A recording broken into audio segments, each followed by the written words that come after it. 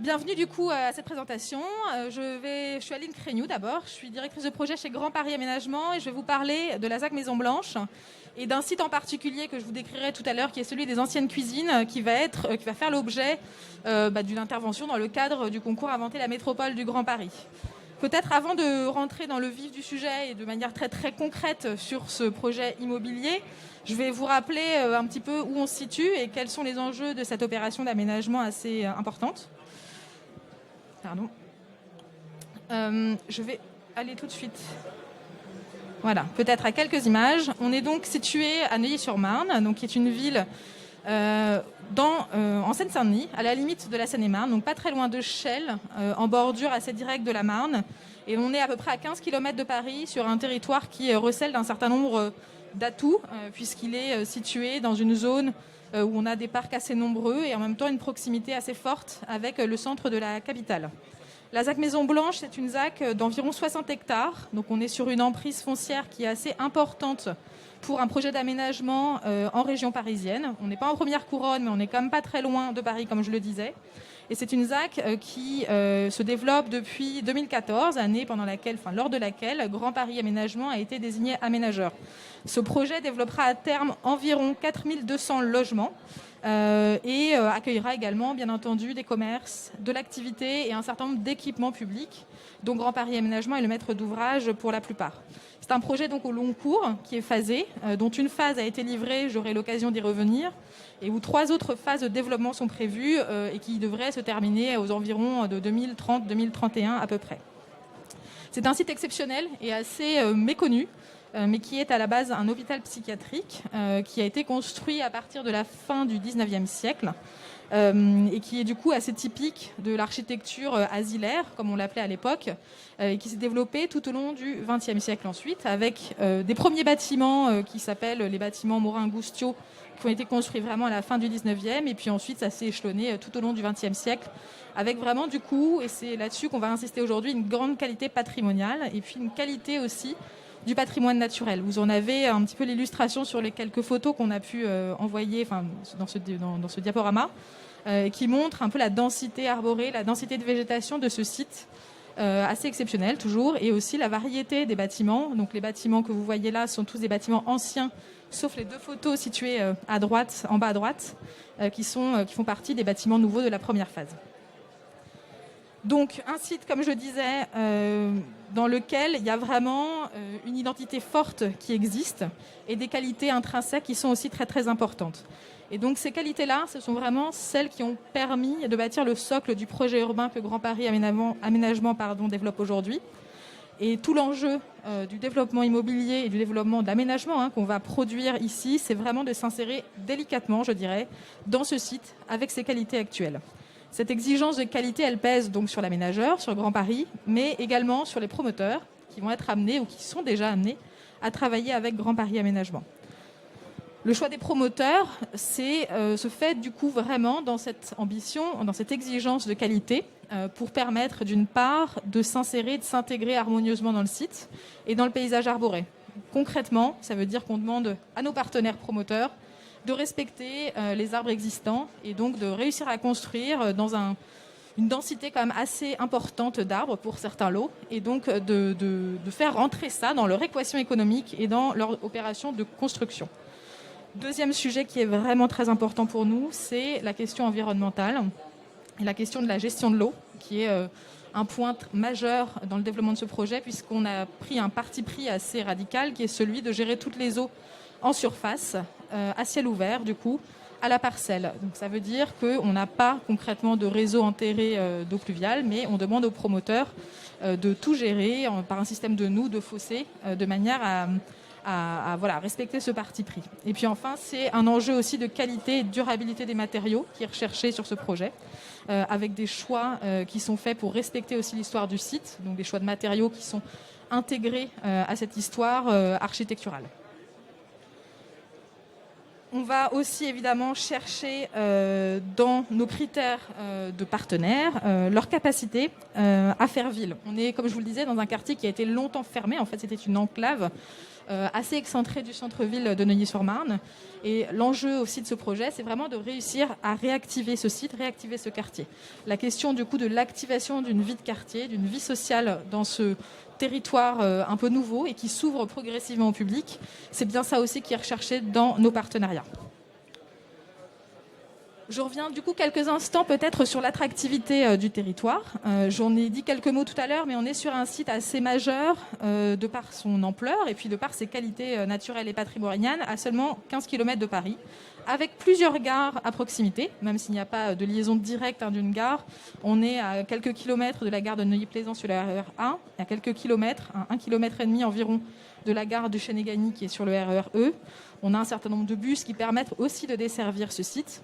Et puis, on est dans un territoire qui est certes assez fragmenté. Aujourd'hui, la ville de Neuilly-sur-Marne est quand même traversée par une route nationale qui rend l'urbanisation assez difficile et parfois un peu de difficulté, on va dire, dans la vie quotidienne de cette ville.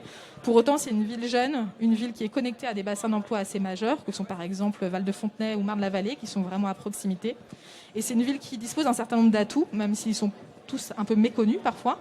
Notamment des grands espaces verts, le parc des 33 hectares qui est directement au nord du projet d'aménagement de la ZAC, le parc de la Haute-Île qui est un parc départemental qui est tout au sud du projet d'aménagement, mais aussi un accès direct à la Marne, à ses chemins de halage, et donc une qualité de vie qui est quand même assez importante pour tous les gens qui habitent cette ville. Et puis j'en viens évidemment à notre projet. La ZAC Maison Blanche en elle-même, c'est déjà un quartier qui existe. C'est-à-dire qu'on n'est plus justement dans un projet, on est déjà dans un quartier qui a commencé à prendre vie. Depuis environ 1 an et demi maintenant, puisqu'on a livré les premiers logements en juin 2020. Il y a des habitants. 800 logements aujourd'hui sont livrés, donc 800 familles habitent ce site aujourd'hui, le vivent au quotidien, emmènent leurs enfants à l'école en traversant les rues et les espaces publics que nous avons réalisés. 600 logements sont encore en cours de construction et seront livrés d'ici la fin de l'année 2022. Et donc, on aura, d'ici 1 an et demi, presque 1400 logements, donc 1400 foyers qui habiteront ce nouveau quartier. Des commerces vont arriver également dans les prochains mois au cœur du quartier, autour de la place centrale. Une crèche et une école seront livrées dans les prochains mois également. Voilà, donc on arrive à effectivement un quartier qui commence à être vraiment très constitué. Et puis, on commence du coup nos réflexions et le développement des phases ultérieures et donc de la phase 2, avec déjà pour cette phase 2 environ 800 logements qui seront livrés d'ici 2025. J'en viens à ça puisque on est donc un peu à une phase charnière, on va dire. Donc là, je reviens sur ces images, je vous les ai déjà montrées.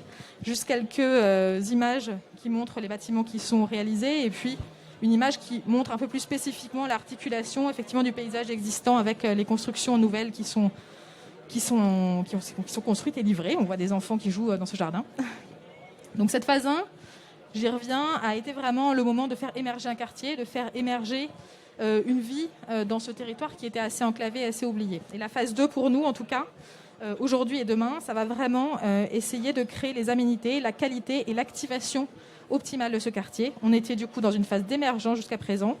Et demain, on espère arriver vraiment à une phase d'ancrage et d'activation complète de ce quartier et puis aussi de rayonnement de ce quartier par rapport à la ville et par rapport au territoire alentour.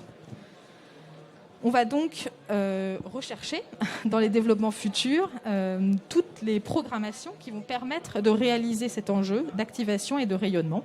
Et j'en viens du coup à l'objet de cette présentation aujourd'hui, qui est un sujet un peu particulier au sein de cette phase 2, un sujet d'équipement. Cette phase 2 va voir effectivement se réaliser aussi pas mal d'équipements publics et notamment une programmation culturelle assez majeure sur l'entrée du site.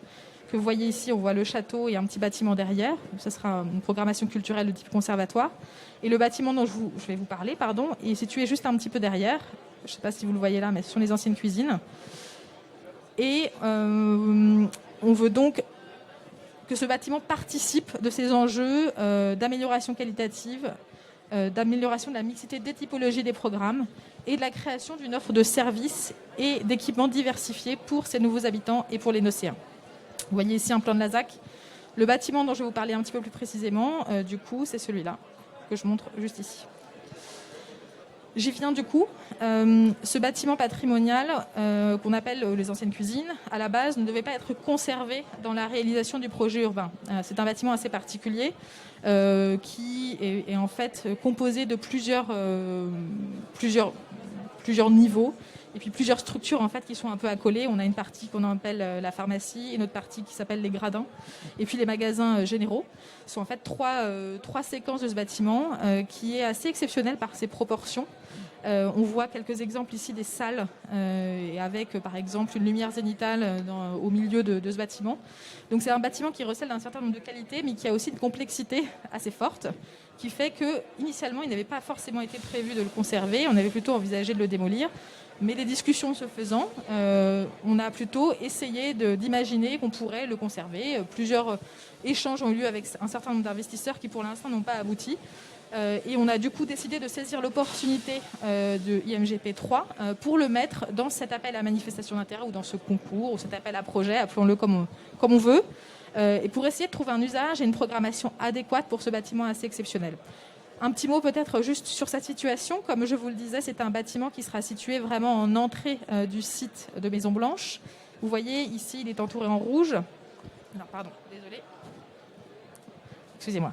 Là, il est entouré en rouge. Ici, on a l'entrée du site avec l'esplanade. Donc là, la RN34 avec l'arrivée des transports en commun. Donc le bus qui sera probablement en site propre d'ici 2030 qui arrive ici. Et donc là, tout ce que j'appelais tout à l'heure le pôle culturel qui sera créé dans la phase 2. Et puis toute la phase 2 qui se développe ici sur le parc à l'anglaise, qui est vraiment un secteur assez exceptionnel du site, puisqu'il s'agit d'un secteur qui ressemble vraiment à un jardin à l'anglaise, avec des plantations très denses, avec beaucoup d'arbres, et qui sera développé dans cette phase 2. Et ici, du coup, on a notre bâtiment qui est vraiment du coup à la lisière entre l'entrée du site et puis le développement de la phase 1, qui est ici, qui est déjà très constituée. Donc dans une position quand même assez centrale en termes de circulation et de flux dans l'opération. Ce bâtiment, les réflexions que nous avons pour son activation et pour sa programmation sont surtout liées à cette notion effectivement d'aménité et d'équipement de service au public. Nous avons donc décidé de pouvoir promouvoir pour ce bâtiment plutôt une programmation centrée autour du développement économique, des loisirs, du commerce, de la culture éventuellement en lien avec le pôle culturel public qui se développera juste au sud. Et nous rechercherons donc, à l'occasion, dans le cadre de ce concours IMGP3, un partenaire, investisseur, promoteur, qui sera capable de nous proposer à la fois un projet de rénovation et du coup une programmation adéquate qui convient à un bâtiment de cette nature, avec ses spécificités. Comme je vous disais, c'est un bâtiment en béton avec du coup des salles de différentes hauteurs, une partie en sous-sol, une partie en gradin, qui n'est pas forcément évident de prime abord de pouvoir l'exploiter, mais qui pourrait accueillir une programmation assez exceptionnelle, de par notamment la grande hauteur dont il dispose, qui permet d'envisager pas mal d'activités et aussi une certaine forme de flexibilité, on va dire, dans son usage. La volonté que nous partageons avec les collectivités, avec la ville de Neuilly-sur-Marne notamment, c'est que ce bâtiment puisse être ouvert au public et donc puisse participer aussi de l'animation dont je vous parlais tout à l'heure du quartier. Ça fait partie des points forts qui sont mis en exergue dans le cadre des attentes du concours. Et puis effectivement, en revanche, ce bâtiment ne pourra pas accueillir de logement, qui n'est pas du tout adapté en termes de composition, de structure, pour accueillir cette programmation. Et c'est une programmation qui se développera par ailleurs tout autour dans le reste du quartier. Voilà en quelques mots, de façon assez rapide, ce que je voulais vous dire sur le bâtiment. On a du coup des échéances qui arrivent prochainement et qui permettront peut-être aux investisseurs et aux partenaires intéressés de se positionner sur ce site. Puisque on prévoit du coup, c'est pas moi qui prévois, mais c'est la métropole du Grand Paris pour le coup, le lancement d'IMGP 3 a priori en février prochain. Donc c'est à cette occasion que sera dévoilé, on va dire, le dossier technique complet de ce bâtiment qui sera remis à tous les potentiels intéressés. Et puis nous, en parallèle, évidemment, on continue le développement de notre opération avec cette phase 2 qui va commencer de manière très concrète en 2022 avec les premiers travaux de viabilisation et puis même les premiers travaux de promoteurs dès la fin de l'année 2022. Donc cette réflexion et puis ce développement de ce bâtiment spécifique se fera en parfaite articulation avec les suites et l'avancée du développement opérationnel de la ZAC Maison Blanche. Voilà en quelques mots. Si vous avez des questions, je vous invite à nous les poser maintenant.